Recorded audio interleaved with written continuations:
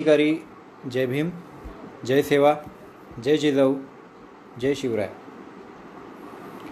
मी सर्वांना दिसतोय असं गृहीत धरतो आणि अधिक वेळ न घेता मला थोडासा उशीर झाला काही तांत्रिक कारणामुळं, त्याबद्दल सगळ्यांचं क्षमस्व. तुषार पुष्पदीप, मी सर्वांना ऐकू येतो आहे का एकदा खात्री करून कमेंट करावी. ओके. अल्पेश घडले आपल्यासोबत आहेत, तुषार सूर्यवंशी आहेत. आजच्या विषयाला आपण सुरुवात करूया. सर्वांना जय भीम, जय संविधान. आज सत्यशोधक विद्यार्थी संघटनेच्या वतीने फुले आंबेडकरांची जी संयुक्त जयंती दरवर्षी मोठ्या उत्साहात साजरी होते, त्याच जयंतीला ऑनलाईन पद्धतीने आपण साजरी करत आहोत. कोरोनाच्या महासंकटाच्या काळामध्ये, एका अरिष्ठाच्या काळामध्ये आपण सर्वांनी ऑनलाईन पद्धतीने ही जयंती साजरी करणं ही एक खरं तर अभिनव पद्धत आहे आणि त्याहीपेक्षा जास्त ही एक सतर्क आणि सजग अशा पद्धतीची जयंती आहे, हे आपण सर्वांनी लक्षात घेतलं पाहिजे. आज या ठिकाणी आपल्याला ज्या विषयाची मांडणी करायची आहे तो विषय आहे फुले आंबेडकरी सांस्कृतिक चळवळीचे भान, असा विषय या ठिकाणी आपल्याला चर्चेला घ्यायचा आहे.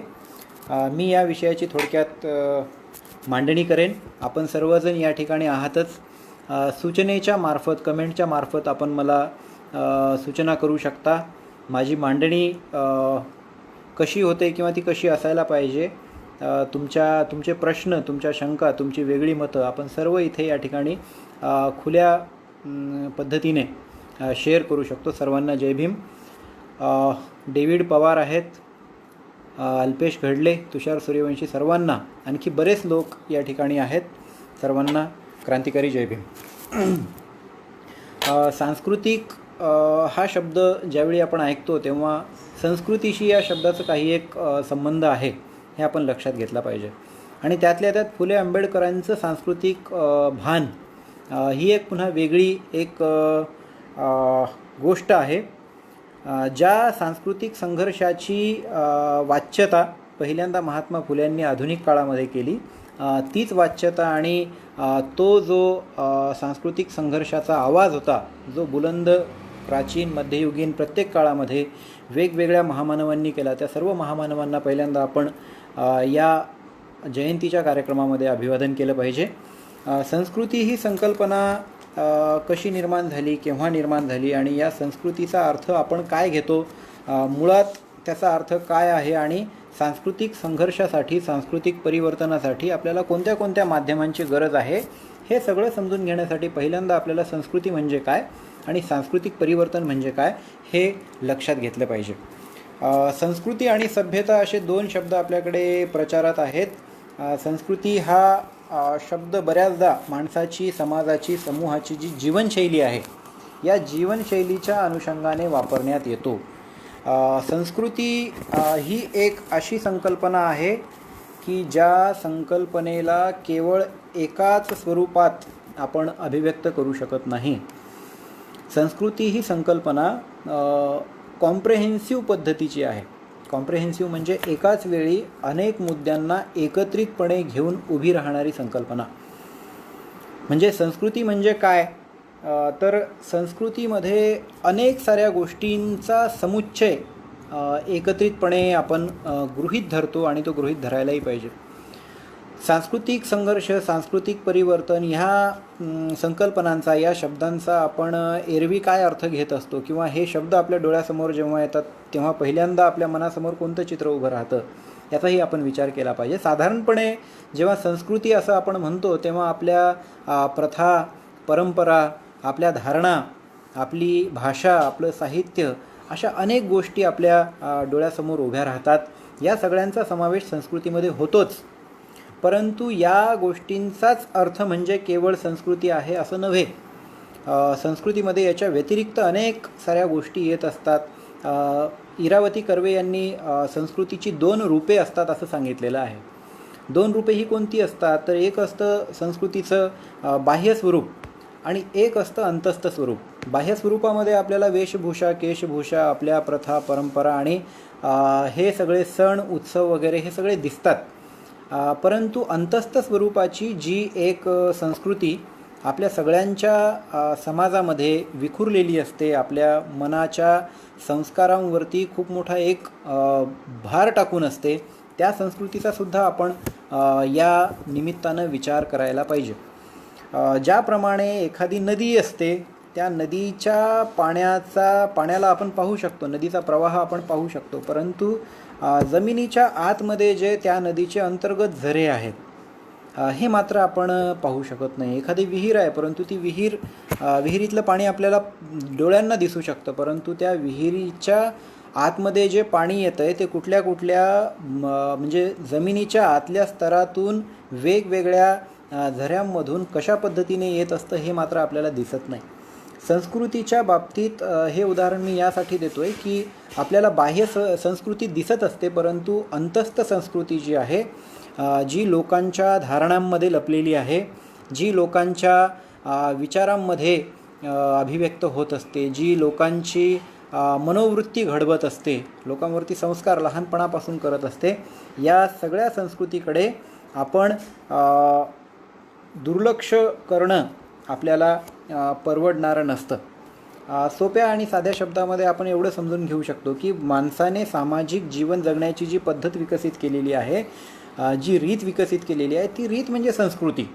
परंतु ही रीत एकाएकी निर्माण झालेली नाही आहे, एकाएकी विकसित झालेली नाही. चळवळीमध्ये एक गृहीतक असं धरलेलं असतं की कुठल्याही समाजाला नियंत्रित करण्यासाठी दोन पद्धतीने नियंत्रित केल्या जातं. एक म्हणजे त्या समाजावरती काही बाह्य शक्ती किंवा वेगवेगळ्या पद्धतीच्या शक्तींनी त्याला निर्धारित करता येतं, दंडाने निर्धारित करता येतं, हिंसेने निर्धारित करता येतं. परंतु प्रत्येक वेळी हिंसेचा वापर समाजामध्ये केला जात नाही, तर विचारप्रणाली आणि सांस्कृतिक घटक, संस्कृती ही बऱ्याच अंशी खूप मोठ्या प्रमाणामध्ये समाजाला नियंत्रित करण्यासाठी, समाजाची मानसिकता, मनोभूमिका ठरवण्यासाठी ही महत्त्वाची ठरत असते. आपण जेव्हा संस्कृतीचा विचार करतो तेव्हा सांस्कृतिक संघर्षाचा सुद्धा एकाच वेळी विचार करत असतो. फुल्यांनी जो सांस्कृतिक संघर्ष सांगितलेला आहे तो आहे आर्य आणि अनार्य. त्याच सांस्कृतिक संघर्षाला वेगळ्या पद्धतीने डॉक्टर बाबासाहेब आंबेडकरांनी बौद्धवादी विरुद्ध ब्राह्मणवादी असं विवेचन त्यांनी केलेलं आहे. कॉम्रेड शरद पाटील यांनी ब्राह्मणी आणि अब्राह्मणी अशा पद्धतीच्या दोन संस्कृतींचा हा संघर्ष आहे अशी मांडणी केलेली आहे. आपल्यासाठी चळवळीच्या दृष्टीने या तीनही व्यक्तींनी केलेली जी मांडणी आहे संस्कृतीबद्दलची, सांस्कृतिक संघर्षाबद्दलची आणि सांस्कृतिक परिवर्तनाबद्दलची, ही मांडणी अतिशय आवश्यक आहे हे आपण लक्षात घेतलं पाहिजे. संस्कृती या शब्दाच्या अनुषंगाने अनेक संकल्पना आपल्या डोळ्यासमोर येतात. कृषी संस्कृती आहे, ग्रामसंस्कृती आहे, आदिम संस्कृती आहे, शहरी संस्कृती आहे, नागर संस्कृती आहे. आपल्याला कुठल्या संस्कृतीच्या बाबतीत बोलायचं आहे तर बहुसांस्कृतिकतेत वैचारिक व मूल्यात्मक संघर्ष आपल्याला जिथे जिथे जाणवतो त्या संस्कृतीच्या संदर्भात आपल्याला थोडंसं विवेचन करावं लागतं किंवा आपल्याला तिकडे लक्ष द्यावं लागतं. हा सांस्कृतिक संघर्ष कधीपासून सुरू आहे? संस्कृतच्या प्रमाणीकरणाला किंवा संस्कृतच्या अधिमान्यतेला पहिला स्थानिक भाषांच्या विकासांच्या माध्यमातून धक्का देणारे तथागत कारुणिक भगवान गौतम बुद्ध यांच्यापासून हा सांस्कृतिक लढा सुरू होतो आणि तोच लढा प्राचीन काळामध्ये अनेक महानुभाव, वारकरी या संतांनीसुद्धा तोच लढा, तोच सांस्कृतिक संघर्ष पुढे चालवलेला आहे असं आपल्याला दिसतं. भक्ती संप्रदायामध्ये जो सांस्कृतिक लढा आपल्याला दिसतो तो प्रामुख्याने भाषा आणि साहित्याच्या संदर्भात आहे. भाषा आणि साहित्याच्या संदर्भात हा लढा का बरं आहे? तर आध्यात्मिक माध्यमातून लोकशाही आणण्याचं काम किंवा लोकशाही आणण्याचं ध्येय जे आहे ते भक्ती मार्गातल्या या वेगवेगळ्या संप्रदायांकडे राहिलेलं आहे. आता ही लोकशाही का बरं आणायची? कारण ज्ञानाचं लोकशाहीकरण पहिल्यांदा झालं पाहिजे, ही भूमिका संतांनी घेतलेली आहे. म्हणून आपण लक्षात घेतलं पाहिजे की संत ज्यावेळी भाषेच्या संदर्भातला संघर्ष करतात त्याचप्रमाणे भाषेच्या माध्यमातून संस्कृती, पर्यायी संस्कृतीचा संघर्ष आणि पर्यायी आध्यात्मिक संरचनेचा संघर्षसुद्धा संतांच्या कार्यातून आपल्याला पाहायला मिळतो. महानुभाव संप्रदाय आहे. महानुभाव या संप्रदायाचं भाषेच्या संवर्धनासाठी, विशेषतः मराठी भाषेच्या संवर्धनासाठी खूप मोठे योगदान आहे. हे आपल्याला दुर्लक्षिता येत नाही. महानुभाव संप्रदायाच्या वेगवेगळ्या कमतरता उणिवा असतील त्याची चिकित्सा झालेली आहे, ती केली पाहिजे. परंतु मराठी भाषेच्या संवर्धनासाठी सुद्धा त्यांनी एक महत्त्वाचं काम केलेलं आहे असं आपल्याला दिसतं. की भटोबासांचं एक विधान आहे, त्यांच्यासमोर जर कोणी समजा संस्कृतमध्ये बोलत असेल तर त्यांनी म्हटलेलं आहे की तुमचा अस्मात कस्मात मी नेणेगा, मदश्री चक्रधरे निरूपिली मराठी तियेची पुसा. मराठीचा आग्रहीपणे पुरस्कार करणं ज्ञानेश्वरांच्या बाबतीतही ही बाब प्रकर्षाने दिसून येते. ज्ञानेश्वरांचा संघर्ष हा जाती व्यवस्थेसंदर्भात, त्या काळातल्या प्रथेच्या संदर्भात होता. हे सुद्धा आपण चळवळीतल्या लोकांनी सुद्धा लक्षात घेतलं पाहिजे. पुढच्या काळामध्ये संत तुकारामांनी सुद्धा भाषेचा आग्रही पद्धतीने म्हणजे ग्राम्य भाषेचा पुरस्कार केलेला आहे.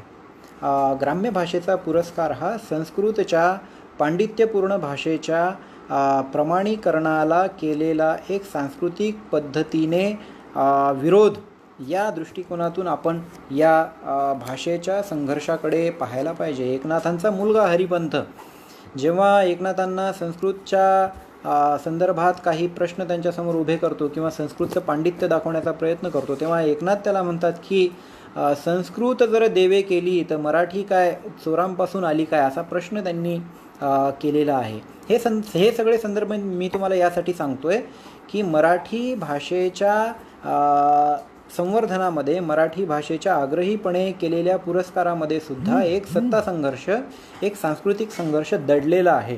हे आपण पहिल्यांदा लक्षात घेतलं पाहिजे. हे जसं आजच्या काळातल्या समकालीन घटितांशी याचा संबंध आपल्याला लावता येईल, तसाच तो प्राचीन काळातल्या वेगवेगळ्या घटितांशी, वेगवेगळ्या घटनांशी सुद्धा आपल्याला लावता येईल. उद्योधन सुरी नावाचे एक अभ्यासक कवी त्या काळामध्ये होते. त्यांनी म्हटलेलं आहे की मराठी भाषेचा इतिहास आपण जेव्हा तपासतो तेव्हा आपल्याला पहिल्यांदा ते एक वाक्य आठवतं. त्या काळातली मराठी जी आहे, दडमड हे सामलंगे हिर हिमान दिण्णले गहिले तथ्थ मरहट्टे, असं त्यांनी म्हटलेलं आहे. याचा अर्थ काय आहे तर मराठी लोकांचा स्वभाव नेमका कसा आहे याचं वर्णन त्यांनी केलेलं आहे. की मराठी लोक हे धष्टपुष्ट असतात, धिप्पाड असतात, कष्टाळू असतात, मेहनती असतात, परंतु ते भांडखोर सुद्धा असतात, असं त्यांनी वर्णन पहिल्यांदा केलेलं आहे. प्राचीन काळाचा अभ्यास करत असताना पहिल्यांदा शिलालेख, काष्ठलेख या सगळ्या वेगवेगळ्या माध्यमांचा अभ्यास करून आपल्याला भाषेचा अभ्यास करावा लागतो. परंतु भाषेच्या सांस्कृतिक संघर्षामध्ये किती मोठा एक सत्ता संघर्ष दडलेला आहे हे आपल्याला दिसतं. कालच्या एका व्याख्यानामध्ये मी फुल्यांचा आणि चिपळूणकरांचा एक भाषिक पद्धतीने झालेला क्रायसिस, झालेला संघर्ष सांगितला होता. त्याची मी पुनरुक्ती या ठिकाणी करणार नाही, परंतु आपण हे लक्षात घेतलं पाहिजे की काळ कुठलाही असो, परंतु भाषेच्या माध्यमातून आपल्यासमोर वेगवेगळ्या पद्धतीचे संघर्ष उभे राहिलेले आहेत. आणि हा सांस्कृतिक संघर्ष जो आहे तो आपण कुणाची परंपरा पुढे चालवत आहोत, आपले पूर्वसुरी कोण आहेत हे आपण लक्षात घेतलं पाहिजे. आणि संतांची परंपरा, संत तुकाराम हे सगळ्यात महत्त्वाचे आहेत की ज्यांनी इथल्या कृषी संस्कृतीचं वर्णन केलेलं आहे, इथल्या सामान्य लोकांच्या स्वभावाचं वर्णन केलेलं आहे. कृषी संस्कृतीचं वर्णन करताना त्यांनी सांगितलेलं आहे की भारतातला नव्हे, महाराष्ट्रातला जो शेतकरी आहे तो शेतीला एवढं प्राधान्य देतो की त्यांच्या घरामध्ये जेव्हा एखादं मरण होतं तेव्हा त्या मरणाच्या प्रक्रियेला पहिल्यांदा सामोरं जाण्यापेक्षा शेतीतल्या कामाला पहिल्यांदा प्राधान्य देण्याची वृत्ती इथल्या कुणब्यांची आहे, इथल्या शेतकऱ्यांची आहे. त्यांनी म्हटलेलं आहे की मढे झाकुनिया करती पेरणी, की मढे झाकुनिया करीती पेरणी, कुणबियाची वाणी लवलाही तयापरी करी स्वहित आपुले, जयासी फावले नरदेह, ओटीच्या परीस मुठी ते वाडे, या परी कैवाडे स्वहिताचे. म्हणजे ज्यावेळी एखाद्या पोबाऱ्यामध्ये शेतकरी धान्य टाकत असतो, त्या धान्याची त्याला कल्पना असते की हे उगवणार कधी आहे आणि तो वेळेला महत्त्व देत असतो. तर तुकारामांनी इथल्या कृषी संस्कृतीचा एक विवक्षित पद्धतीने वेध घेतलेला आहे, तो आपण लक्षात घेतला पाहिजे. संतांकडे पाहण्याचा दृष्टिकोन हा आपला पूर्वग्रह दूषित असू नये. संत हे केवळ टाळ वाजवणारे होते अशातला भाग नाही. संतांचं पूर्ण चरित्र समजून घेण्यासाठी, त्यांचं कार्य समजून घेण्यासाठी आपल्याला इतिहास कसा वाचावा लागतो, इतिहासातली मिथकं कशी समजून घ्यायची असतात अभ्यासक म्हणून, कार्यकर्ते म्हणून, हे सुद्धा समजून घेणं फार गरजेचं आहे. मिथक ही फोडायची असतात. हे आपल्याकडच्या लोकांना अजूनही ते या बाबतीत सरावलेले नाहीत असं मला वाटतं. कारण तुकाराम महाराजांची गाथा बुडवली होती आणि तुकाराम महाराजांना ती गाथा परत कुणी आणून दिली, तर इंद्रायणी नदीने आणून दिली असं सांगण्यात येतं. परंतु हे एक मिथक आहे. मिथकं ही अर्धसत्य असतात. ती सत्य पण नाही आणि असत्य पण नाही, परंतु ती सत्यही असतात आणि असत्यही असतात. ती अर्धसत्य असतात. म्हणजे इंद्रायणी नदीने आणून दिली म्हणजे काय, तर इंद्रायणी नदीच्या काठावर राहणाऱ्या लोकांनी आपल्या जिभेवरती, आपल्या वाणीवरती तुकाराम महाराजांचे अभंग जिवंत ठेवले आणि त्यांचे अभंग त्यांना परत दिले. म्हणून ही लोकवाचा आहे. तुकारामांचे अभंग असतील, संतांचे अभंग असतील, वारकरी संप्रदाय इतका लोकप्रिय का झालेला आहे, कारण ही समानतेची, समतेची संस्कृती नव्याने निर्माण करण्याची एक उमेद वारकरी संप्रदायाच्या अनुषंगाने महाराष्ट्राला दिसलेली आहे. म्हणून महाराष्ट्राने वारकरी संप्रदायाला डोक्यावरती घेतलेलं आहे. हे सगळं आपण लक्षात घेतलं पाहिजे आणि या संतांचा बाणा आपण लक्षात घेतला पाहिजे, जे कोणत्या भूमिकेतून लेखन करत आहेत. तुकाराम महाराज म्हणतात की सत्य असत्यासी मन केले ग्वाही, मानियले नाही बहुमता.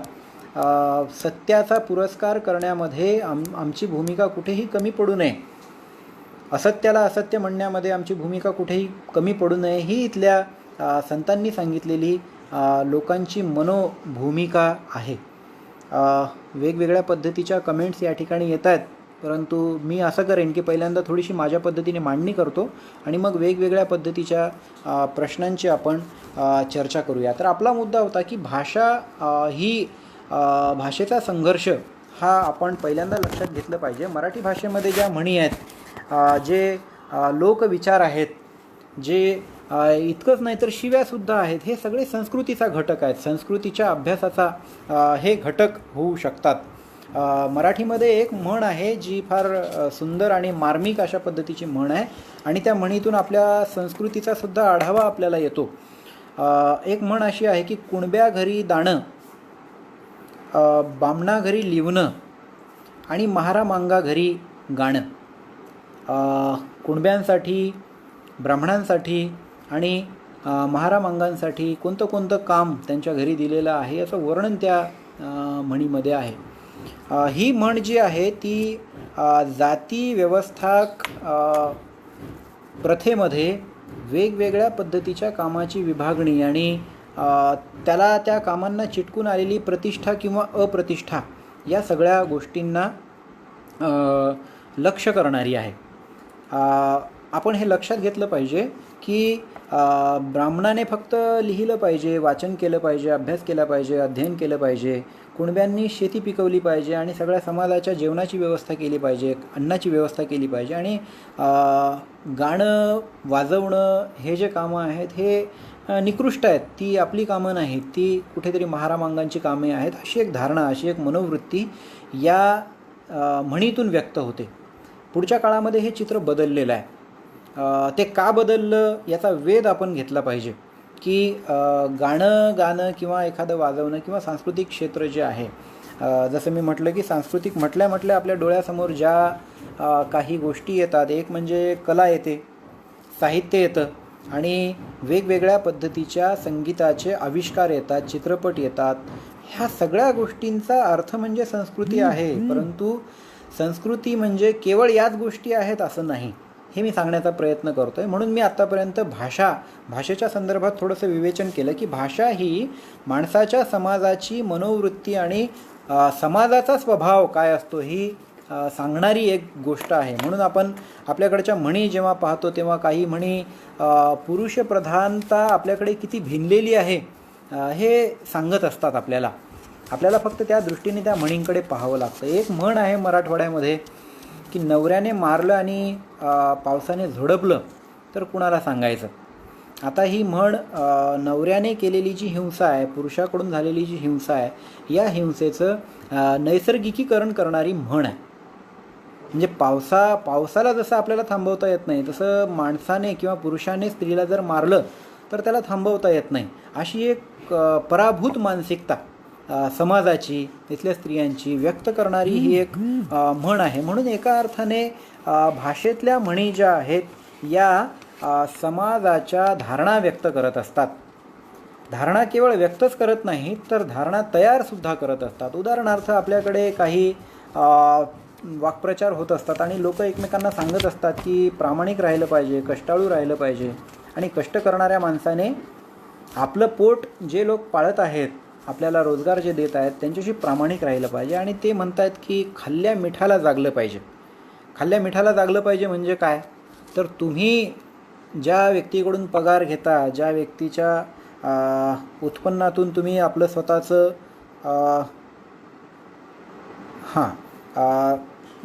स्वतःचं पोट भरता, त्यांच्या मिठाला जागलं पाहिजे, म्हणजे मिठाशी तुम्ही प्रामाणिक राहिलं पाहिजे, ही एक म्हण आहे. या म्हणीबद्दल काही फार लोक गांभीर्यानं विचार करत नाही, परंतु मी कधी कधी असा विचार करतोय की ही कष्टकऱ्यांना सांगण्यात आलेली म्हण आहे. परंतु व्यापाऱ्यांना, भांडवलदारांना सांगण्यात आलेली कुठली म्हण आहे का, की कष्ट ज्या व्यक्तीकडून तुम्ही करून घेता त्याचा योग्य मोबदला देणं हीच माणुसकी आहे, असं सांगणारी, असा आशय व्यक्त करणारी कुठली म्हण आहे का, तर ती म्हण नाही, म्हणजे अस्तित्वातच नाही. ज्याप्रमाणे आपल्याकडे पतिव्रता हा शब्द दिसतो, पतिव्रताच्या विरोधातला पत्नीव्रता हा शब्द अस्तित्वातच नाही. म्हणजे नियम किंवा तत्त्व सांगायची, नीती सांगायची, परंतु ती कुणाला सांगायची, तर ती धनाचा संचय केलेल्या धनदांडग्या लोकांना सांगायची नाही, ती गरिबांना, ती कष्टकऱ्यांना, ती स्त्रियांना सांगायची. म्हणून आपल्याकडच्या स्त्रिया या जास्तीत जास्त धार्मिक आहेत, जास्तीत जास्त नीतीच्या कल्पना या स्त्रियांना शिकवल्या जातात. हे सगळं सांस्कृतिक पद्धतीच्या राजकारणातून पुढे येणाऱ्या गोष्टी आपण लक्षात घेतल्या पाहिजेत. आणि संस्कृतीचा जेव्हा आपण विचार करतो तेव्हा भाषेचा सुद्धा विचार केला पाहिजे. भाषेचा ज्या पद्धतीने विचार केला पाहिजे त्याच पद्धतीने साहित्याचा सुद्धा विचार केला पाहिजे. कारण साहित्य ही शब्दाला साध्य मांडणारी आणि अर्थाला प्रवाहीपणा आणणारी एक अशी कला आहे की ज्या कलेच्या माध्यमातून क्रांतीची शक्यता निर्माण होत असते. मूलभूत बदल समाजामध्ये जर करायचे असतील तर पहिल्यांदा तुम्हाला त्या काळातलं साहित्य जे आहे ते तपासावं लागतं. आणि जर तुमचा हेतू समाजामध्ये परिवर्तन करण्याचा असेल, मूलभूत क्रांती करण्याचा असेल, तर साहित्याच्या क्षेत्रामध्ये सुद्धा तुम्हाला उतरावं लागतं. हे यासाठी की साहित्यामध्ये जो विचार येतो तो पहिल्यांदा परिवर्तनाच्या माध्यमातून मूर्त स्वरूपामध्ये येण्याची शक्यता निर्माण होते. म्हणून असं म्हटलं जातं की पहिल्यांदा क्रांती ही कवितेमध्ये झालेली आहे. वेगवेगळ्या देशातल्या आंतरराष्ट्रीय पातळीवरच्या आपण क्रांत्या पाहिल्या, वेगवेगळे परिवर्तनं पाहिली. बीटल्सच्या माध्यमातून पहिल्यांदा गाण्यात क्रांती झालेली आहे, नंतर समाजामध्ये क्रांती झालेली आहे. दलित साहित्यातला पहिला वेदनेचा हुंकार हा दलित कवितेतून आलेला आहे. तर गीत आहेत, गाणी आहेत, या माध्यमातून सुद्धा खूप मोठी एक सांस्कृतिक भूमिका, सांस्कृतिक जागृतीची भूमिका आपण होऊ शकते हे लक्षात घेतलं पाहिजे.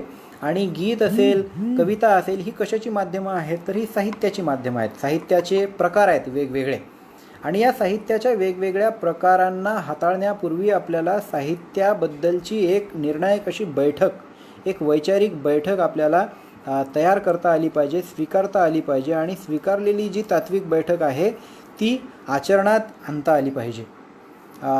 काल मी थोडंसं साहित्याच्या व्यवहाराबद्दल बोललो होतो की साहित्यामध्ये जो व्यवहार चालतो, समकालीन साहित्यामध्ये जो व्यवहार चालतो, तो तुकारामांची गाथा त्या काळात बुडवायला लावली नदीमध्ये, यापेक्षा काही वेगळा व्यवहार चालत नाही. फक्त त्याचं स्वरूप, म्हणजे गाथा बुडवण्याचं स्वरूप वेगळं झालेलं आहे, परंतु या गाथा बुडवण्याच्या स्वरूपाला आपण ओळखलं पाहिजे. एखाद्या साहित्याला अनुल्लेखाने मारल्या जातं, एखाद्या साहित्याची समीक्षा केली जात नाही, एखाद्या साहित्यामध्ये जे फार सकस असं मूल्य नसलं तरी त्याला खूप डोक्यावर घेतलं जातं. आपल्याकडे तुम्ही पाहता की वेगवेगळ्या पद्धतीचे लोकप्रिय साहित्यिक आपल्याला झालेले दिसतात. किंबहुना तुम्ही लोकांशी जर चर्चा केली, सामान्य लोकांशी जर चर्चा केली की ज्यांना साहित्याचा फारसा गंध नाही, त्यांना लेखकांची जर नावं विचारली तर ते केवळ 2-3 लेखकांची नावं सांगू शकतात. आणि ते लेखक जे आहेत हे कॉमन पद्धतीचे असे लोकांच्या जिभेवरती आलेले असे लेखक असतात. पु ल देशपांडे असतील, ना. सी. फडके असतील, खांडेकर असतील, यांची नावं ते घेत असतात. बऱ्याचदा लोक मला सांगत असतात की आम्ही मृत्युंजय ही एकच कादंबरी वाचलेली आहे. हे असं का होतं आहे? कारण विशिष्ट एका संस्कृतीचा मारा आपल्या जाणीवेमध्ये ज्या पद्धतीने आहे त्या पद्धतीने नेणिवेमध्ये सुद्धा आहे. परवा मला एक जण तर म्हटलं की मी पु ल देशपांडेंनी लिहिलेली मृत्युंजय ही कादंबरी वाचली. म्हणजे अज्ञान तर आहेच, परंतु तोंडावरती नावं ज्यांची आहेत ही आपल्याला सवयीची झालेली आहेत.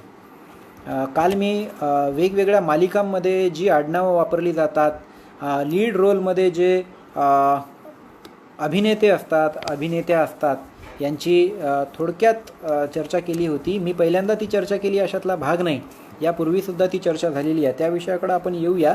परंतु आपण हे लक्षात घेतलं पाहिजे की साहित्याची एक तात्विक बैठक असल्याशिवाय, वैचारिक बैठक असल्याशिवाय, भूमिका असल्याशिवाय आपल्याला साहित्यामध्ये मूलभूत असा बदल करता येणार नाही. म्हणून आपल्याकडे अनेक साहित्यिकांनी आपल्या भूमिका ज्या आहेत या वेळोवेळी बदललेल्या आहेत. वेगवेगळे आपल्या सगळ्यांना माहीत आहे की 1960च्या नंतर साहित्यामध्ये वेगवेगळे प्रवाह आले. दलित साहित्य आहे, ग्रामीण साहित्य आहे, स्त्रीवादी साहित्य आहे, आदिवासी साहित्य आहे. या सगळ्या साहित्य प्रवाहांच्या पहिल्या पिढीतल्या लोकांच्या वैचारिक भूमिका जर आपण तपासल्या तर त्यांच्यामध्ये कालानुक्रमे बदल होत असताना दिसतात. उदाहरणार्थ आपल्याला ग्रामीण साहित्याचे एक महत्त्वाचे लेखक आनंद यादव तुमच्या सर्वांना माहीत असतील. आनंद यादवांच्या नाटकावरती चित्रपटसुद्धा निघालेला आहे, नटरंग नावाचा. या आनंद यादवांनी ग्रामीण साहित्यामध्ये एक भर घालणारं चांगलं सकस वाङ्मय निर्माण केलं. परंतु पुढच्या काळामध्ये ते असं विधान करतात की ग्रामीण साहित्याचं अवतार कार्य संपलेलं आहे. म्हणजे जेव्हा आपण लेखक म्हणून प्रस्थापित होतो त्यावेळी आपल्याला ज्या मार्गाने आपण आलेलो आहोत तो मार्ग शिल्लक असावा असं वाटत नाही. साहित्याच्या बाबतीत मला खूप सारी उदाहरणं देतील, परंतु मी वेळेच्या बंधनामुळे ती टाळतो. परंतु हे मात्र निश्चितपणे सांगतो की साहित्याच्या बाबतीत एक परखड आणि समाज परिवर्तनाची क्रांतिकारी भूमिका घेऊन उतरण्याची कार्यकर्त्यांनी ही नितांत गरज आज आहे. म्हणून प्रागतिक भाषा आणि साहित्य परिषदेच्या संदर्भाने खरं तर आपण विचार केला पाहिजे की ज्या पद्धतीने इतिहासाचा धांडोळा घेण्यासाठी आपण वेगवेगळ्या परिषदा घेतो, वेगवेगळी चिकित्सा त्याची करतो, वेगवेगळे चर्चासत्र घेतो, त्याच पद्धतीने साहित्यामध्ये आणि भाषेमध्ये काम होण्याची सुद्धा खूप मोठी आवश्यकता आहे. साहित्याच्या बाबतीत आपण एक लक्षात घेतलं पाहिजे की ज्या पद्धतीने महात्मा फुल्यांनी मराठी ग्रंथकार परिषदेला उत्तर दिलं होतं आणि ते उत्तर अत्यंत मार्मिक होतं. मी काल ते सविस्तर सांगितलं होतं, परंतु आज ते परत त्याची पुनरावृत्ती करणार नाही. परंतु या महात्मा फुले त्यांना घालमोड्या दादा असं म्हणतात की जे प्रस्थापित लेखक आहेत यांनी जो आशय साहित्यामध्ये मांडलेला आहे तो आशय सामान्य लोकांच्या जीवनातला आशय नाही. साजूक तुपातला नाजूक शिरा खात खात फुलांवरती आणि मुलांवरती कविता करायच्या हा प्रकार म्हणजे आत्तापर्यंत म्हणजे ग्रामीण साहित्यातल्या पहिल्या पिढीपर्यंत सुद्धा आपल्याला दिसतो. तर शेवटच्या घटकापर्यंत समाजातला जो शेवटचा घटक आहे त्याचे जे कष्ट आहेत, त्याचे जे दुःख आहेत, त्याच्या वेदना आहेत, या सगळ्या व्यथा वेदनांना आविष्कृत करणारं सुद्धा एक साहित्य आपण निर्माण केलं पाहिजे. ही भूमिका आपल्याला महात्मा फुले देतात. त्याचबरोबर कॉम्रेड शरद पाटील यांनी कला साहित्या संदर्भातली सौंदर्यशास्त्राची जी भूमिका आपल्यासमोर मांडलेली आहे ती सुद्धा अतिशय महत्त्वाची भूमिका आहे. आणि या दोन भूमिका आपल्या डोळ्यासमोर ठेवून आपण पर्यायी साहित्यिक चळवळीच्या संदर्भात विचार करू शकतो. आपल्या सांस्कृतिक लढ्यामध्ये साहित्य, भाषा हे जसे महत्त्वाचे आहेत त्याचप्रमाणे शिक्षणसुद्धा महत्त्वाचं आहे. शिक्षण या अंगाने महत्त्वाचं आहे की शिक्षण हे बालकाच्या जीवनामध्ये कोणत्या पद्धतीचे बाळकडू त्याला देतात, कोणत्या पद्धतीचे संस्कार त्याच्यावरती करतात.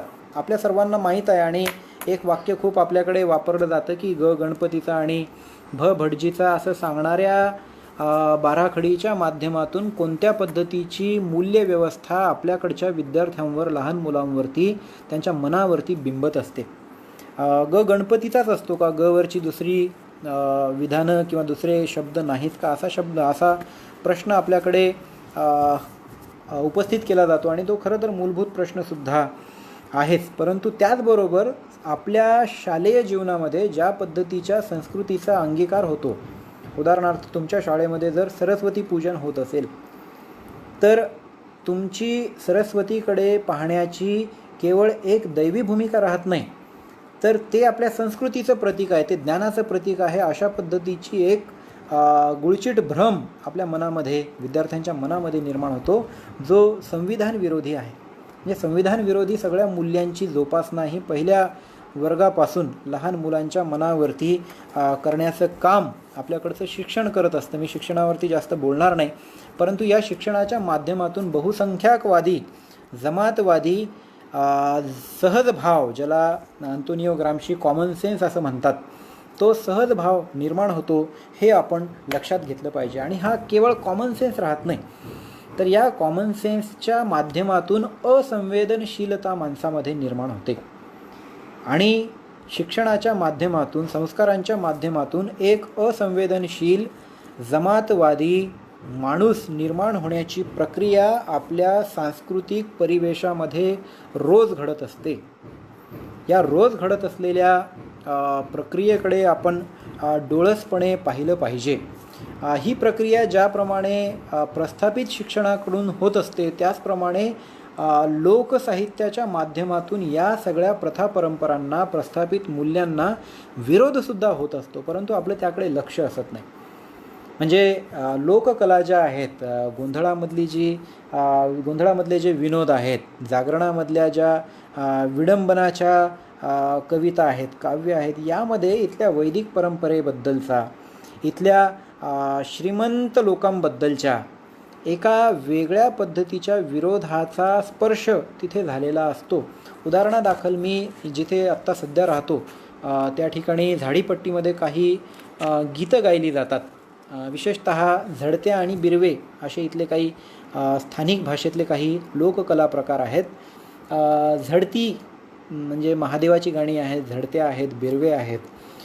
त्या एका झडतीमध्ये असे काही शब्द वापरलेले आहेत. ते म्हणतात की वाटी रे वाटी खोबऱ्याची वाटी, महादेव रडे 2 पैशासाठी, पार्वतीच्या लुगड्याले 56 गाठी.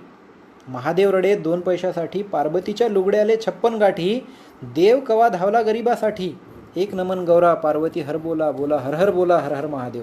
अशा पद्धतीची ती म्हणजे या एका बिरव्यातून, या एका झडतीतून आपल्याला काय संदर्भ लागतोय? एकतर ते लोक जाणीवा ज्या आहेत या प्रस्थापित जाणीवांपेक्षा वेगळ्या आहेत. या लोक जाणीवेमधून प्रस्थापित देवांचं विडंबन केलेलं आहे. तिथे कोणी एक व्यक्ती नाही करणारा. लोककला किंवा लोकसाहित्य जे आहे, लोकगीतं जे आहे, ती एका पिढीकडून दुसऱ्या पिढीकडे संक्रमित होत जातात. त्याचा करता अनामिक आहे. कुणी अमुक व्यक्तीने केली असं नाही. कुठल्या रेणुकादास उबाळे यांनी कविता केलेली आहे का? नाही. ती लोकगीतं आहेत. म्हणजे या लोकगीतांच्या माध्यमातून सुद्धा समूह भावना जी आहे, म्हणजे या गीतामध्ये त्या समूह भावनेला हे माहीत आहे की देव जो आहे तो गरिबांसाठी धावणारा नाही.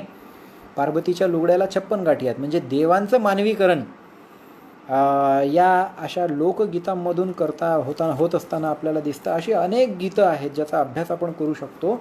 आपल्याकडची आजची जी संस्कृती आहे ती जमातवादी संस्कृतीकडे आगेकूच करण्यात आलेली आहे. हे आपण लक्षात घेतलं पाहिजे की मी आत्तापर्यंत जे सांगितलं की भाषेच्या माध्यमातून, माध्यमांवरती मला थोडंसं यायचं आहे. माध्यम हा खूप मोठा विषय आहे. माध्यमांच्या संदर्भात आपण बोललं पाहिजे. तर या माध्यमातून जो जमातवादी सहज भाव तयार होतो, तो सहजपणे हिंसा करण्यासाठी धजावतो. त्याला झालेल्या परधर्मीयांच्या झालेल्या हिंसेमध्ये त्याला काहीही गैर वाटत नाही. 2014 पासून आजपर्यंतच्या काळामध्ये जे बदल झालेले आहेत, समाजांच्या धारणेमध्ये जे बदल झालेले आहेत, समूहाच्या मानसिकतेमध्ये जे बदल झालेले आहेत, समूहाच्या वर्तनामध्ये जे बदल झालेले आहेत, समूहाच्या वेगवेगळ्या एकमेकांप्रतीच्या भावनेमध्ये जे बदल झालेले, जी कटुता आलेली आहे, ती सगळी जर आपण पाहिली तर त्याचा एक परिणाम म्हणून मॉब लिंचिंगचा एक प्रकार आपल्याला खूप मोठ्या प्रमाणात विकसित होत असताना दिसतो. म्हणून आपण नेहमी हे लक्षात घेतलं पाहिजे की फॅसिझमचा धोका हा केवळ खूप मोठ्या पद्धतीची हिंसाच आपल्याला दिसेल तेव्हा फॅसिझम आला असं आपण घोषित करू असं म्हणण्याची गरज नसते. लोकांच्या रोजच्या जीवनामध्ये भाषिक हिंसा पसरलेली आहे. त्या भाषिक हिंसेच्या पलीकडे मॉब लिंचिंगच्या माध्यमातून आता हिंसा व्हायला लागलेली आहे. एखाद्या व्यक्तीच्या पेहरावावरून, एखाद्या व्यक्तीच्या दाढी राखण्यावरून, एखाद्या व्यक्तीच्या टोपीवरून त्याला सहजपणे ओळखून त्याच्याबद्दल कुत्सितपणे काहीतरी टोमणे मारले जातात आणि त्याचा परमोच्च शिखर त्याचं म्हणजे मारामाऱ्या होतात, हिंसा होते, खून पाडले जातात. या सगळ्या पद्धतीच्या कट्टरपंथीयांकडून केलेल्या हिंसेचा विरोध आपण केला पाहिजे. हा विरोध जसा वेगवेगळ्या धर्मांमधल्या लोकांवरती होतो तसाच एकाच धर्मातल्या काही समूहांवरती सुद्धा होतो. उदाहरणार्थ भटक्या विमुक्त लोकां तुमच्या सगळ्यांना माहीत असेल, आत्तापर्यंत कदाचित तो विषय चर्चेत सुद्धा आला असेल की आपल्याकडे राईनपाडामध्ये काय झालेलं आहे, आपल्याकडे भटक्या विमुक्तांच्या संदर्भात काय झालेलं आहे. म्हणजे माध्यमांमध्ये, समाज माध्यमांवरती आपण येऊया. समाज माध्यमं जी आहेत ही जी माहिती पसरवत आहेत याचा आधार काय आहे. मागे एक बातमी व्हॉट्सअपवरती पसरलेली होती की काही लोकांची टोळी आहे आणि ती टोळी जी आहे ती माणसाचं हृदय काढून नेत आहेत, जिवंत माणसांचं हृदय काढून नेत आहेत.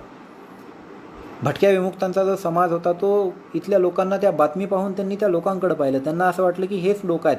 त्यांच्यावरती शंका आली. त्या लोकांना ठेचून मारलेलं आहे. त्या लोकांच्या हाताच्या नाड्या तपासलेल्या आहेत लोकांनी, हे मेले की नाही खरोखर, आणि पुन्हा पुन्हा त्यांना मारलेलं आहे. म्हणजे ही इतकी टोकाची हिंसा कुठून आलेली आहे, इतकी टोकाची भावना, इतका विद्वेष, हा द्वेष कुठून आलेला आहे. हा द्वेष कोण निर्माण करतोय, कुठल्या धर्मांध शक्ती यासाठी कारणीभूत आहेत. हा सगळा विचार आपण कार्यकर्ते म्हणून केला पाहिजे. आणि याचं उत्तर असं आहे की आपल्याकडच्या सांस्कृतिक परिवेशामध्ये या गोष्टीचं कारण लपलेलं आहे. हिंसेला चिथावणी देण्याचा संदर्भ आपल्या वेगवेगळ्या पद्धतीच्या सांस्कृतिक घटकांमध्ये आलेला आहे, हे आपण लक्षात घेतलं पाहिजे. ही काय केवळ आजपासूनची होणारी घटना नाही. आपल्याकडे अंधश्रद्धा आहे.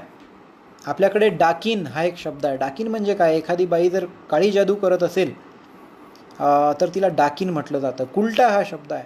जुन्या काळामध्ये गावातल्या सगळ्या लोकांनी डाकिनीला, कुलटेला मारलं, अशा गोष्टी आपण आपल्या लहानपणच्या मोठ्या लोकांकडून ऐकतो.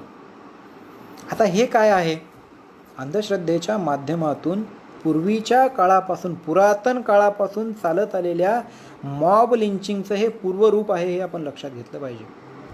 हे मॉब लिंचिंग ही केवळ आजच होते असं नाही, हे आपल्या डोळ्यांना आज दिसत असेल, परंतु त्याच्या गोष्टी आम्ही आधी ऐकलेल्या आहेत. त्याची कारणं त्यावेळी अंधश्रद्धेमध्ये, जमातवादामध्ये, जातीयवादामध्ये, अस्पृश्यतेमध्ये लपलेली आहेत. हे आपण सांस्कृतिक परिवर्तनाची भूमिका घेत असलेल्या लोकांनी लक्षात घेतलं पाहिजे. शिक्षण आहे, माध्यमं आहेत, या सगळ्या बाबींचा विचार करून एकत्रितपणे आपल्याला कशा पद्धतीने पर्यायी सांस्कृतिक मांडणी करायची आहे हे आपण लक्षात घेतलं पाहिजे. माध्यमांचा आणि चित्रपटांचा विषय अतिशय महत्त्वाचा आहे. ज्याप्रमाणे आपला समाज जो आहे हा समाज जात, जमातीय, वर्गीय असा समाज आहे. इथला माणूस हा माणूस राहिलेला नाही, तर तो जात, वर्गीय, हिंसक प्राणी होत चाललेला आहे. अशा व्यवस्थेमध्ये, अशा समाजामध्ये जे चित्रपट निर्माण होतात, जी नाटकं निर्माण होतात, ज्या कलाकृती निर्माण होतात, यांच्यावर सुद्धा इथल्या समाजाच्या मानसिकतेचा परिणाम असतो, इथल्या अभिरुचीचा परिणाम असतो. आणि बहुतांश चित्रपट सामान्य लोकांच्या अभिरुचीचा अनुनय करत असतात. सामान्य लोकांच्या अभिरुचीला मूलभूत पद्धतीने बदलण्याचं काम हे करत नसतात. तसं काम करतात काही कलाकृती, परंतु त्या कलाकृती बोटावर मोजण्या इतक्या असतात. आणि समाज मनाच्या सवंग अशा अभिरुचीला त्याचा अनुनय करण्याचं काम हे अधिकाधिक कलाकृती करत असतात. तर त्यामुळे आपण हे लक्षात घेतलं पाहिजे की सांस्कृतिक परिवर्तन जर आपल्याला करायचं असेल तर ते परिवर्तन, ती क्रांती जी आहे ती जाती अंताच्या माध्यमातूनच केवळ शक्य होणार आहे, वर्गांताच्या माध्यमातूनच केवळ शक्य होणार आहे, स्त्री पुरुष विषमतेच्या नायनाटातूनच शक्य होणार आहे. आपण ज्यांची जयंती साजरी करतोय त्या फुले आंबेडकरांनी, कॉम्रेड शरद पाटलांनी ही सगळी भूमिका जी आहे तात्विक पद्धतीने आणि सविस्तर पद्धतीने मांडलेली आहे. या वेगवेगळ्या पद्धतीच्या शोषण व्यवस्थांचा संबंध एकमेकांशी कसा आहे, या एकमेकांशी कशा परस्पर पूरक आहेत, आणि आपल्याला जर नायनाट करायचा असेल तर या सगळ्या प्रश्नांना कशा पद्धतीने, बहुअन्वेषण पद्धतीने कसं भिडलं पाहिजे, हा आपल्याला दिलेला एक संदेशसुद्धा आपण विसरता कामा नये. हा संदेश जेव्हा आपण लक्षात ठेवू तेव्हा आपल्या असं लक्षात येईल की या संपूर्ण वेगवेगळ्या पद्धतीच्या घटकांना एकत्रित करून सांस्कृतिक लढा आपल्याला उभा करायचा आहे. तो गीतांच्या माध्यमातून असेल, तो संगीताच्या माध्यमातून असेल, तो वाद्यांच्या माध्यमातून असेल. आपल्याला गोंधळ्यांच्या, जागरण करणाऱ्या लोकांच्या, वाघ्यांच्या गीतांची शैली घेऊन आपल्याला परिवर्तनवादी आशय त्यामध्ये पेरावा लागेल. वामनदादा कर्डकांची गाणी, शाहीर अमर शेखांची गाणी, या गाण्यांना पुन्हा आपल्याला जिवंत करावं लागेल. तुकारामांच्या अभंगांना आपल्याला पुन्हा जिवंत करावं लागेल.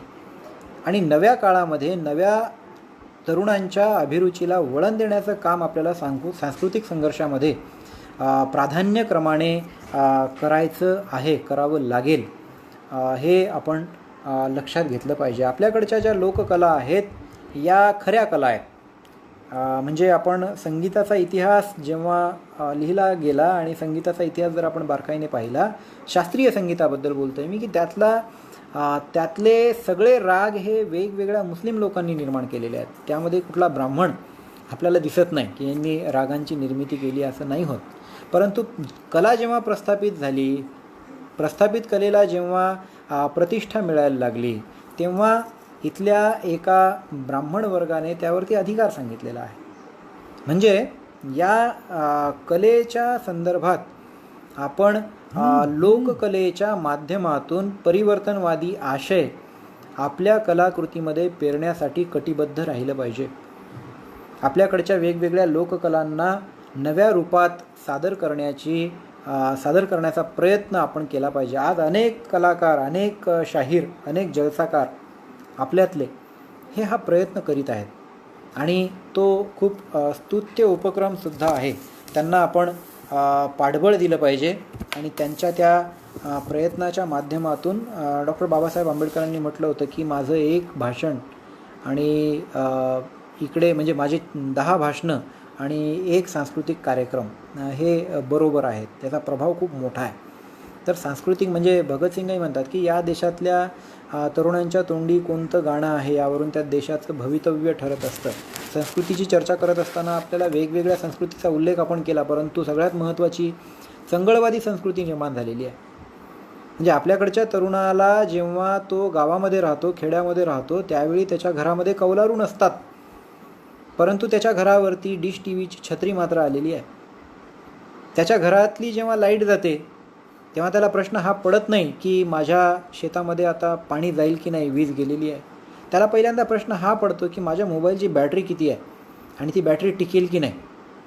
म्हणजे लक्षात घ्या की आपल्याकडच्या चंगळवादी संस्कृतीचे सगळेजण व्हिक्टीम ठरलेले आहेत आणि त्या माध्यमातून आपल्याला नवा विचार करावा लागेल. समाज माध्यमांचा जिथे उल्लेख होतो तेव्हा अनेकदा सांगितलं जातं की समाज माध्यमांमधले जे आधार आहेत ते बऱ्याचदा अधिकृत असे आधार नाही आहेत. एखाद्या बातमीचा आधार काय, पुरावा काय, तर त्याचे कुठले आपल्याला संदर्भ सापडत नाहीत. परंतु त्याच समाज माध्यमांचा चांगल्या पद्धतीने उपयोग करण्यासाठी सुद्धा आपण कटिबद्ध झालं पाहिजे. याचं सर्वात चांगलं उदाहरण हे आपण आत्ता जे बोलतोय ही प्रक्रिया आहे. म्हणजे जिथे कोरोनासारखी महामारी आलेली आहे तिथे फुले आंबेडकरांची जयंती झाली नाही का, तर ती झालेली आहे, निश्चितपणे झालेली आहे. आणि ती दरवर्षीपेक्षा चांगल्या उत्तम पद्धतीने झालेली आहे. कारण इथे वैचारिक परिवर्तनाला, चर्चेला, चिकित्सेला वाव आहे. इथे माणसातल्या संवादाला वाव आहे. त्यामुळे आपण हे लक्षात घेतलं पाहिजे की समाज परिवर्तन करण्यासाठी ज्या ज्या माध्यमांचा आपल्याला वापर करता येईल त्या माध्यमांचा वापर करून आपल्याला सांस्कृतिक संघर्षासाठी कटिबद्ध राहिलं पाहिजे. आपल्या जाणीवा आणि आपल्या नेणीवा बदलल्या पाहिजेत. म्हणजे आपल्या ज्या पुरुषप्रधान जाणीवा आहेत, जातीप्रथाक जाणीवा आहेत, या आपल्याला बदलता आल्या पाहिजेत. आपली अभिरुची ही आपल्या नेणिवेनुसार ठरत असते. त्या नेणिवेपर्यंतचा प्रवास कॉम्रेड शरद पाटलांनी अब्राह्मणी साहित्याच्या सौंदर्यशास्त्रामध्ये याची फार सविस्तर आणि खोलामध्ये मांडणी केलेली आहे. ती आपल्या सर्वांना माहीतच आहे. तर या अशा सगळ्या गोष्टींना एकत्रितपणे भिडण्याची ताकद ही महाराष्ट्रातल्या फुले आंबेडकर वादामध्ये आहे. आणि तोच वारसा, तोच वसा आपण सर्वजण चालवत आहोत. आणि या सत्यशोधक विद्यार्थी संघटनेला सुद्धा खूप मोठा इतिहास आहे, खूप मोठी परंपरा आहे, अभ्यासाची परंपरा आहे, चिकित्सेची परंपरा आहे. ती चिकित्सेची परंपरा, अभ्यासाची परंपरा आपण सर्वांनी वाढवली पाहिजे, त्याच्यामध्ये वृद्धी केली पाहिजे. आणि एक खरा आंबेडकरवादी म्हणून, फुलेवादी म्हणून, एक खरा विवेकवादी, विवेकशील, जागरूक आणि सुज्ञ माणूस म्हणून आपल्याला कोणत्या कोणत्या पद्धतीने सांस्कृतिक चळवळीच्या अंगाने प्रयत्न करता येतील, हे सगळे प्रयत्न करण्यासाठी आपण सज्ज राहिलं पाहिजे. मला या वेगवेगळ्या संकल्पनेच्या माध्यमातून सांस्कृतिक भूमिकेचा आढावा घेण्याचा प्रयत्न मी थोडक्यात या ठिकाणी केलेला आहे. मला या ठिकाणी बोलायला संधी दिली तुम्ही सर्वांनी, त्याचे आभार तर मी मानतोच. परंतु त्याआधी आपण जे प्रश्न आलेले आहेत किंवा ज्या कमेंट्स आलेले आहेत त्याकडे एक दृष्टिक्षेप टाकूया. तर तुषार सूर्यवंशी, अल्पेश घडले, सर्वांना जय भीम. डेव्हिड पवार, जय भीम.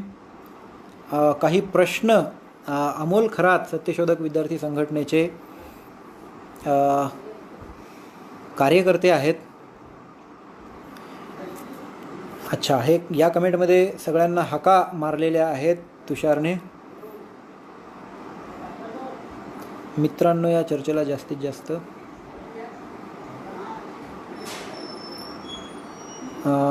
अंकुश राठोड म्हणतात, चळवळीत अखंड कार्यप्रवाह चालू राहण्यासाठी काय केले पाहिजे? चळवळीत अखंड कार्यप्रवाह, चळवळीतला अखंड कार्यप्रवाह, यातून नेमकं काय म्हणायचं आहे हे पुरेसं स्पष्ट होत नाही आहे. तरीसुद्धा मला जेवढा बोध तुमच्या प्रश्नाचा होतो की चळवळ जी आहे त्या चळवळीची ध्येय आपण पहिल्यांदा निश्चित केली पाहिजेत, की आपण कोणत्या ध्येयासाठी कार्य करतो आहे आणि त्या ध्येयाच्या पूर्ततेसाठी अधिकाधिक लोकांच्या लोकसहभागाचा प्रयत्न आपण केला पाहिजे. लोकसहभागाच्याच केवळ प्रयत्नातून ते होणार नाही, तर त्या प्रयत्नांमध्ये सातत्य पाहिजे.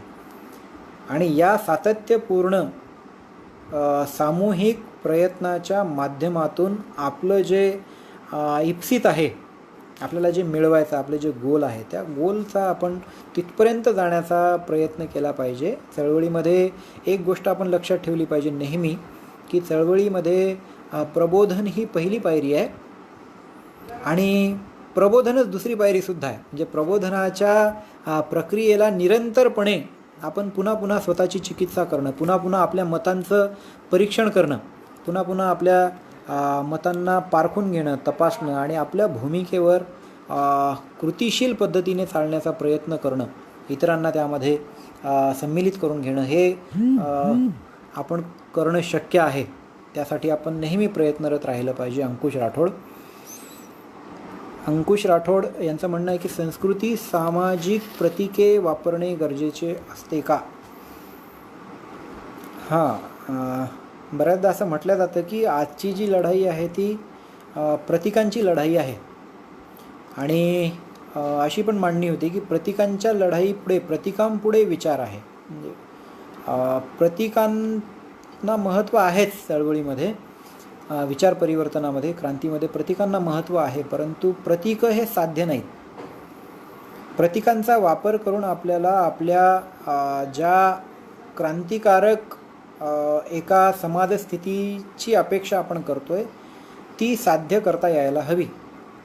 म्हणजे बाबासाहेबांचे एखाद्या गावामध्ये किती पुतळे आहेत यापेक्षा बाबासाहेबांचं खरं आंदोलन समजणारी, जातीव्यवस्था अंत समजणारी, त्यासाठी कृतिशीलपणे कटिबद्ध राहणारी आंबेडकरवाद्यांची फौज किंवा आंबेडकरवाद्यांचा फोर्स त्या ठिकाणी असणं हे जास्त महत्त्वाचं आहे. फुल्यांचा पुतळा, आंबेडकरांचा पुतळा यापेक्षा सुद्धा त्यांच्या विचारांना कृतीतून, चळवळीतून जिवंत ठेवणारे कार्यकर्ते आपल्यासाठी जास्त महत्त्वाचे आहेत. प्रतीकांना जर आपण महत्त्व दिलं तर याचा वापर प्रस्थापित व्यवस्था आपल्याच विरोधात करू शकते. हे आपल्याला वारंवार अनेक घटनांमधून दिसलेलं आहे असं मला वाटतं. अंकुश राठोड, तुषार सूर्यवंशी स्वागत करतायत, सगळ्यांचं स्वागत केलेलंच आहे. राजू जाधव, सत्यशोधक विद्यार्थी संघटना जिंदाबाद. श्रीराम राठोड, प्राचीन काळात भाषिक समूहाचे लोक होते, आर्य आणि द्रविड होते. आर्य लोक ही जमाती होती आणि त्याची बोलली जाणारी भाषा कोणती होती सर? आर्ष एक भाषा होती. आर्ष भाषेमध्ये अनेकदा आपल्याला वेगवेगळ्या टेक्स्ट दिसत असतात. राम हा जो शब्द आहे तो आर्ष भाषेतला आहे. राम या शब्दाचा एक अन्वयार्थ असा लावला जातो, गोंड जमातीमध्ये राम म्हणजे आडनावाच्या नंतर राम असं दिसतं आपल्याला, मसराम, नेताम, केराम. तर त्याचा संदर्भ तिकडे सुद्धा अनेक लोकांनी जोडलेला आहे. आर्य लोकांच्या म्हणजे संस्कृत भाषेत आता बघा काय झालेलं आहे की अभिजात मराठीच्या संदर्भातला जो अहवाल लिहिला गेला, त्या मराठी भाषेच्या अभिजात दर्जा मिळाला पाहिजे म्हणून तो अहवाल लिहिला गेला. त्यामध्ये असं स्पष्टपणे नमूद केलेलं आहे की मराठी ही संस्कृतपेक्षा जुनी भाषा आहे असं त्यांनी म्हटलेलं आहे. की वेगवेगळे पैशाची, शौर्यसैनी, मागधी वगैरे वगैरे या सगळ्या उपभाषांना त्यांनी मराठीच्या अवस्था म्हटलेलं आहे बरं का. आता याची तपासणी करावी लागेल, हे आपण जसंच्या तसं स्वीकारू शकत नाही. परंतु संस्कृतला अवाजवी महत्त्व देण्याचा प्रयत्न करणारी जी लोकं असतात, या लोकांसाठी आपण ते संशोधन दाखवू शकतो एक नमुना म्हणून. त्यांनी त्यामध्ये असं म्हटलेलं आहे की आपल्याकडे एक टूम आहे असं म्हणण्याची की या सगळ्या भाषांची जननी म्हणजे कोण, तर संस्कृत आहे. त्यामध्ये त्यांनी नमूद केलेलं आहे की संस्कृत ही मराठीची आई नसून मराठी ही संस्कृतची मावशी आहे. म्हणजे मराठीच्या म्हणजे कितीतरी आधीपासून गाथा सप्तशती यामध्ये मराठीचे उल्लेख सापडतात. रामायणाचे कितीतरी टेक्स्ट आहेत. 300 रामायणाज नावाचं पुस्तक आहे रोमिला थापर यांचं. तर रामायण महाभारतामध्ये मराठी शब्दांचे आणखी एक चांगला संदर्भ तुम्हाला मी देतो. मला त्यांना मानस उल्हास नावाचा एक संस्कृत शब्दकोश आहे. त्या शब्दकोशामध्ये सुद्धा मराठी शब्दांचं प्रमाण हे अधिक असल्याचं त्यामध्ये नमूद केलेलं आहे. आता अभिजात मराठीच्या अहवालाला आपण मुळातून वाचलं पाहिजे. आणि भाषेचा प्रश्न हा आपण एक गोष्ट सोप्या पद्धतीने लक्षात ठेवली पाहिजे की संस्कृत ही लोकभाषा कधीच नव्हती, ती सर्वसामान्यांची भाषा कधीच नव्हती. आणि ती त्या भाषेच्या माध्यमातून ज्ञानाचं लोकशाहीकरणसुद्धा झालेलं नाही, कुठल्याच काळात झालेलं नाही. आजसुद्धा तुम्हाला संस्कृत काय कोणी घरी बोलताना दिसत नाहीत, जरी ऋचा वेगवेगळे मंत्र ते संस्कृतमधून म्हणत असतील तरी. तर हा भाषिक संघर्ष जो आहे तो मुळात सांस्कृतिक संघर्ष आहे, हे आपण समजून घेतलं पाहिजे. आणि ब्राह्मणांची बोलली जाणारी भाषा ही वेगवेगळ्या काळामध्ये ते बदललेले आहेत. डॉक्टर दिलीप चव्हाण यांनी दाखवून दिलेलं आहे की पारसनीस एक आडनाव आहे ब्राह्मणांमध्ये. आणि त्या पारसनीस लोकांनी जेव्हा पर्शियन लोकांचं इथे प्राबल्य निर्माण झालेलं होतं तेव्हा त्यांनी दुभाषी म्हणून दुभाषक म्हणजे ट्रान्सलेटरची भूमिका अदा केली आणि पारसी भाषेच्या वर सुद्धा त्यांनी प्रभुत्व निर्माण केलं. आणि पुढे जाऊन त्यांनी त्यांचं आडनाव जे आहे ते पारसनीस असं पडलेलं आहे. जाती अंताची दिशा आहे पुस्तक आपण सर्वांनी वाचलं पाहिजे. त्याही आधी त्यांनी भाषेच्या संदर्भातले जे विचार मांडलेले आहेत ते खूप मौलिक आहेत, ते महत्त्वाचे विचार आहेत. आपल्याकडे भाषेच्या प्रश्नाला पाहावं तेवढं महत्त्व किंवा पाहिजे त्या पद्धतीने त्याचं इंटरप्रिटेशन करता आलेलं नाही असं आपल्याला जाणवतं. भाषेतला आणि बोलीतला संघर्ष म्हणजे बोली भाषा आणि भाषा, प्रमाण भाषा यांच्यामधला जो सत्ता संघर्ष आहे हा सुद्धा खूप महत्त्वाचा आहे. तर भाषेबद्दल आपण खूप अवेअर असलं पाहिजे, साहित्याबद्दल आपण जागरूक असलं पाहिजे. दक्षिण भारतातील ब्राह्मण आर्यच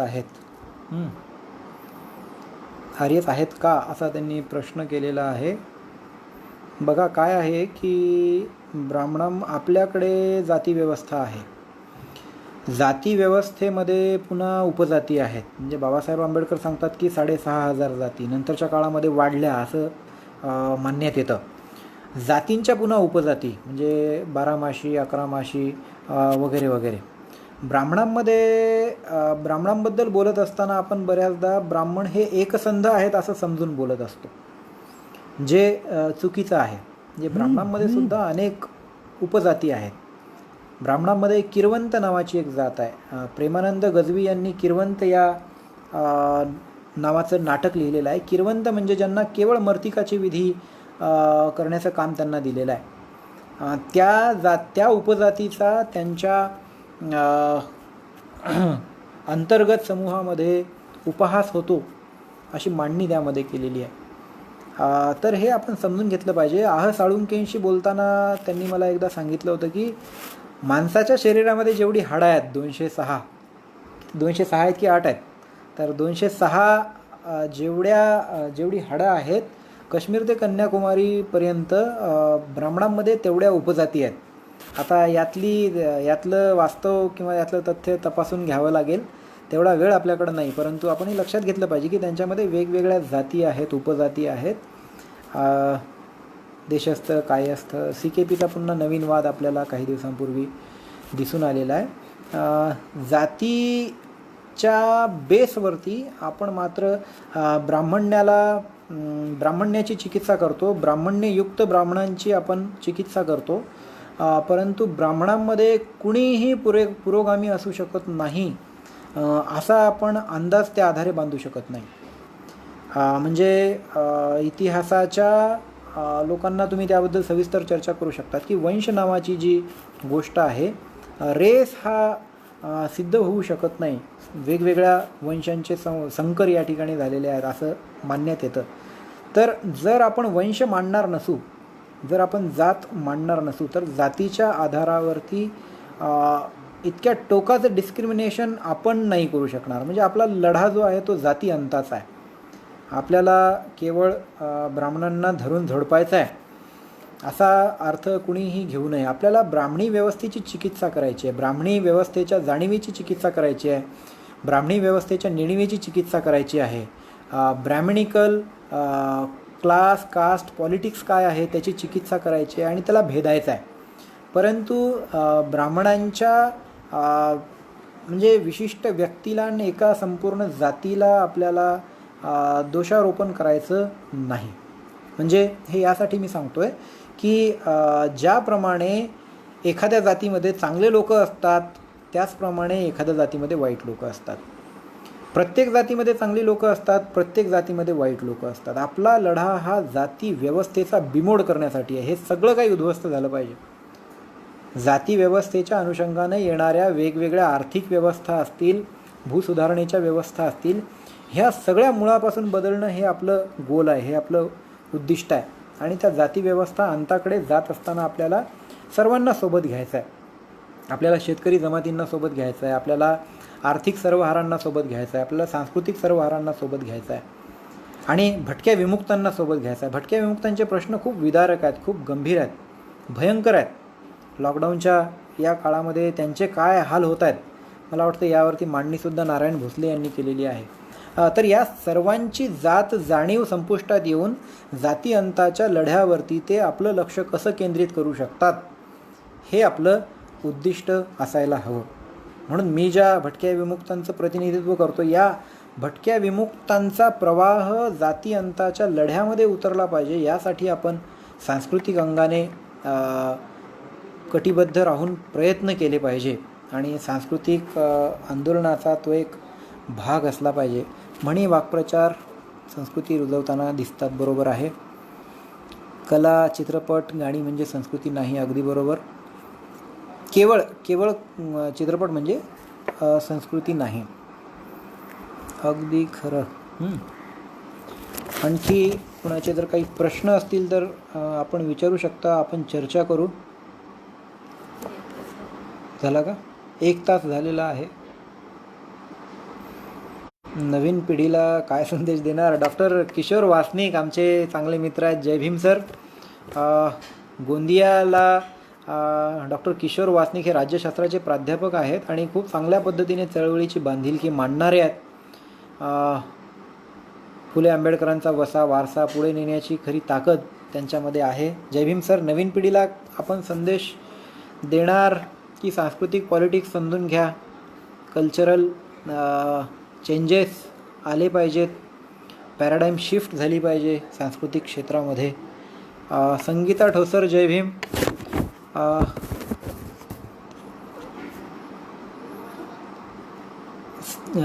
संगीता ठोसर या फार पूर्वीपासून सत्यशोधक परिवारातले एक महत्त्वाच्या घटक आहेत.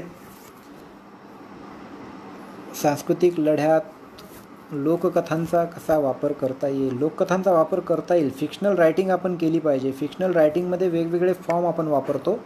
त्या फॉर्ममध्ये डॉक्टर नागनाथ कोतापल्ले यांच्या काही कथा आहेत. त्या कथा जर तुम्ही वाचल्या, राजधानी नावाचा त्यांचा एक कथासंग्रह आहे. औरंगाबाद तुमच्या सगळ्यांना माहीत असेल, तुमच्यापैकी बरेच जण औरंगाबादचे आहेत.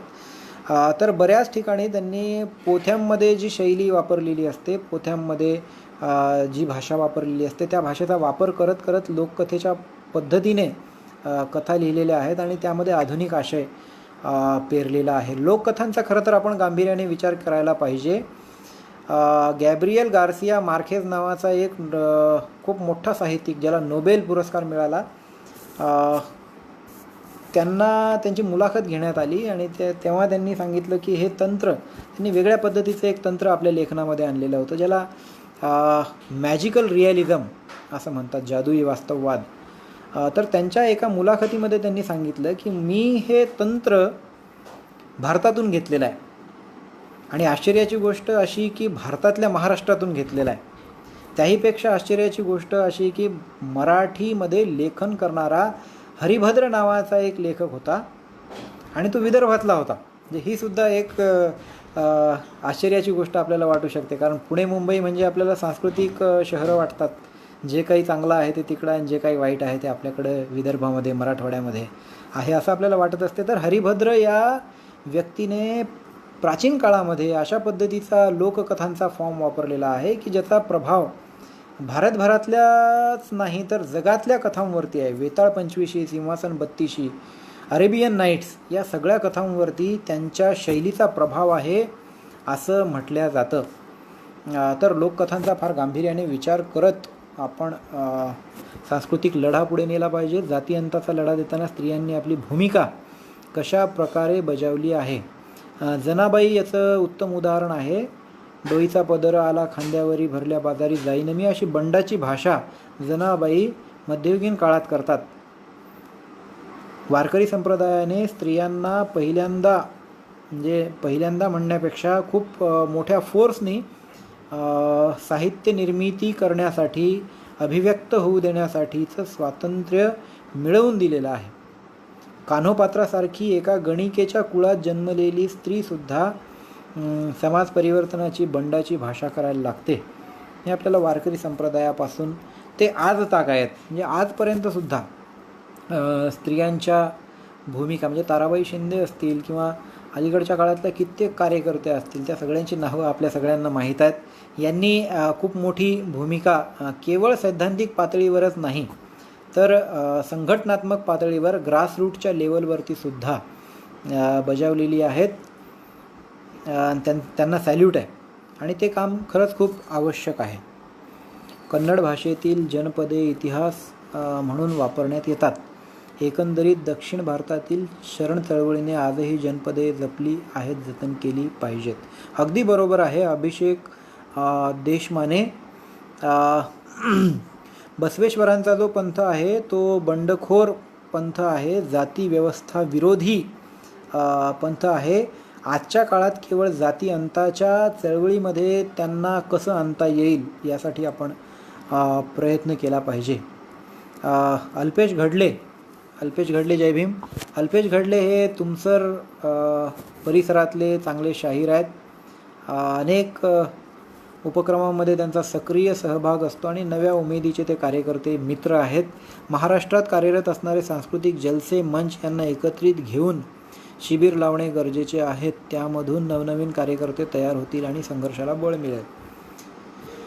आपली भूमिका आहे, म्हणजे तुमच्या डोक्यामध्ये अशी कल्पना येणं साहजिक आहे.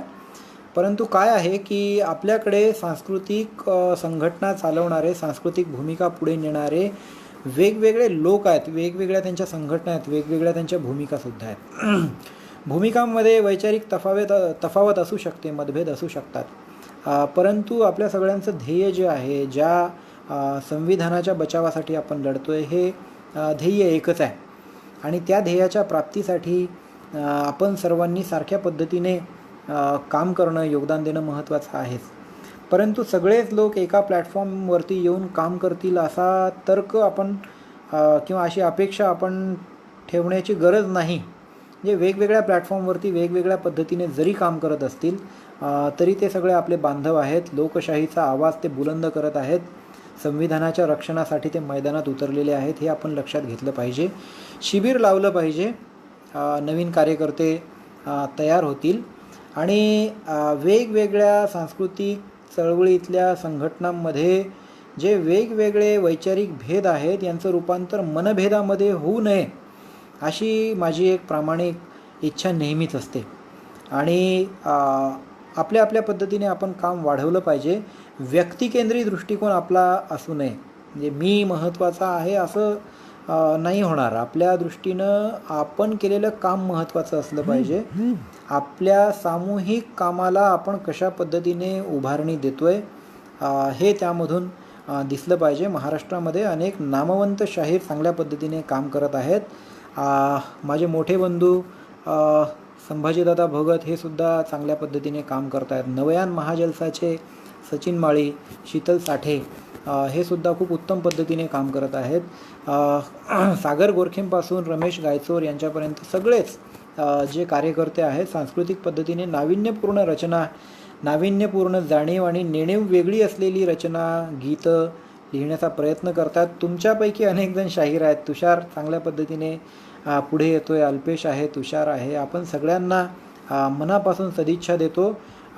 सांस्कृतिक लढा हा खूप मोठा आहे. ही इतकी म्हणून मी पहिल्यांदा जो शब्द वापरला की कॉम्प्रेहेन्सिव्ह पद्धतीची ही एक संकल्पना आहे. अनेक गोष्टींना, अनेक घटकांना एकत्रितपणे घेऊन पुढे उठणारी ती संकल्पना आहे. मग सांस्कृतिक लढा करण्यासाठी आपल्यामध्ये सुद्धा जी क्षमता, जी पात्रता असायला हवी ती सुद्धा एक व्हर्साटाईल पद्धतीची एक पात्रता असावी लागते. भुजंग मेश्राम नावाचे एक कवी होते. त्यांनी एक कविता संग्रह काढला. उलगुलान त्याचं नाव होतं. उलगुलान या गोंडी शब्दाचा अर्थ असा आहे की सर्व क्षेत्रामध्ये एका वेळी बंडाची तयारी करणं, एका वेळी क्रांतिकारी बदलांची तयारी करणं, परिवर्तनाची तयारी करणं, याला आपण उलगुलान म्हणतो. तर तशा पद्धतीचा एक सांस्कृतिक उलगुलान आपल्या सर्वांकडून होणं अपेक्षित आहे. ही सगळ्यांकडून अपेक्षा मी व्यक्त करतो. आज या ठिकाणी सत्यशोधक विद्यार्थी संघटनेच्या वतीने मला आपल्याशी हितगुज करण्याची संधी आपण मला दिली, याबद्दल सर्वांचे आभार. माझ्या ज्या काही गोष्टी तुम्हाला आवडल्या असतील, पटल्या असतील, या सगळ्या केवळ माझ्या नाहीत तर या फुले आंबेडकरी चळवळीतून आलेल्या, त्या अनुभवातून आलेल्या गोष्टी आहेत. जे काही तुम्हाला आवडलं ते सगळं फुले आंबेडकरांचं आहे, या परिवर्तनवादी परंपरेचं आहे. आणि जे समजा तुम्हाला काही आवडलं नसेल, पटलं नसेल तर ते माझं आहे. तर ही भावना आपण सगळ्यांनी ठेवली पाहिजे. सांस्कृतिक परिवर्तनासाठी सगळ्यांना मनस्वी सदिच्छा. फुले आंबेडकरी जयंतीच्या सगळ्यांना मनपूर्वक सदिच्छा. आणि कोरोनाच्या या महामारीमध्ये संविधानाने दिलेल्या कायद्याच्या नियमांचं पालन आपण सर्वांनी केलं पाहिजे. ती पात्रता आपल्या सगळ्यांमध्ये आहेच. या सगळ्या गोष्टींचा पुन्हा एकदा पुनरुच्चार करतो आणि आज या ठिकाणी माझी मांडणी आजपुरती संपलेली आहे असं जाहीर करतो. आपल्या सर्वांचे धन्यवाद. जय भीम.